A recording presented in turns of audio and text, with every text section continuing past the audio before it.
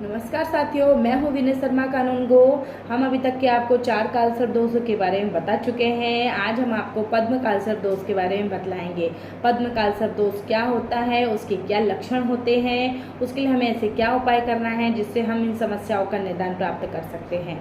तो पहले मैं आपको ये बतलाना चाहती हूँ कि जब पद्म कालसर्प दोष आपकी कुंडली में लगता है तब आपको प्रेम में धोखा मिलता है, आपको प्रथम पुत्र की प्राप्ति नहीं होती है और आपकी जो शिक्षाएं होती है उसमें रुकावटें आती हैं।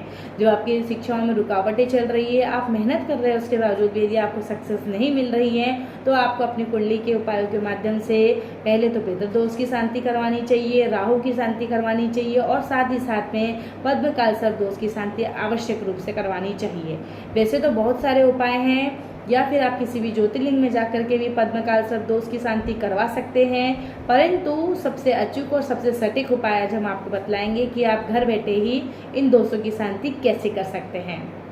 यदि आप किसी पे विश्वास कर रहे हैं, आप किसी से प्रेम कर रहे हैं और वह आपके विश्वास का नाजायज फायदा उठा रहा है या आपको दुख पहुंचा रहा है या फिर आप अपने प्रेम में हमेशा ही दुखी रहते हैं या डिप्रेशन में रहते हैं, तब यह जो दोष होता है उसका इफेक्ट बढ़ता ही रहता है। इस दोष की शांति के लिए आपको जब भी नाग पंचमी आती है तो उस दिन से लेकर के 40 दिन तक के लगातार सरस्वती माता जी की पूजा करनी है। वैसे तो आप चाहते हैं तो आप रोज ही प्रातःकाल उठ करके सरस्वती माता की चालीसा और सरस्वती माता का पूजन आदि करना चाहिए।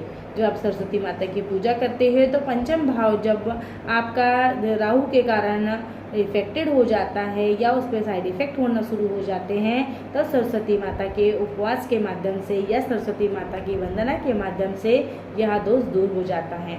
आपकी शिक्षा में रुकावटें आना बंद हो जाती है, आपके पुत्र की प्रोग्रेस शुरू हो जाती है या फिर आपको पुत्र योग की प्राप्ति होती है और साथ ही साथ में आपका पंचम भाव जो है वो शुद्ध होता है और आपके अंदर जो है वो पढ़ने की और आगे बढ़ने की जिज्ञासाएं जो है वो और उत्पन्न होने लगती है।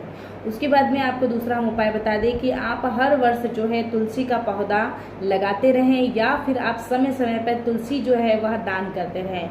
तुलसी का पौधा दान करने से और तुलसी का पौधा लगाने से कुंडली में लगे हुए पद्म कालसर्प दोष की शांति होती है।